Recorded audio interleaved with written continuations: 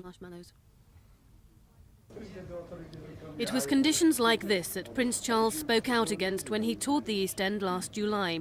Cold, damp workshops with crops of fungi on the walls, but they're now being redeveloped as part of the regeneration of SPITAFIELDS. One example of improvements which have been made since Prince Charles's visit is the Crown and Leek joinery workshop set up in a disused pub. A group of trainees are getting on-the-job building experience as they transform it. Today it was opened by Home Office Minister John Patton. Although he declined to give a helping hand with finishing touches to the sign, he did praise the joint effort that had gone into the project. I think what's terribly impressive about it is that we've got some public sector money, government money, linked up with private money from a number of benefactors, plus a number of very important voluntary bodies. And it just shows that work in the inner city is no longer a lot of hot air and a lot of words. It's actually a lot of people coming together and producing the goods. There's a large immigrant community in the area which has traditionally gone into the rag trade.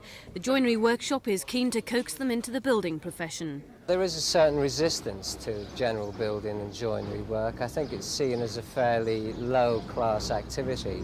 I don't consider it to be a low-class activity, and I'm quite, as far as I'm concerned, it's the sort of work which has got dignity in it because it's doing work to help people. That's what we're about, really. We're trying to help people around here. Some of the conditions that you can see around here ought to have been sorted out 20 or 30 years ago.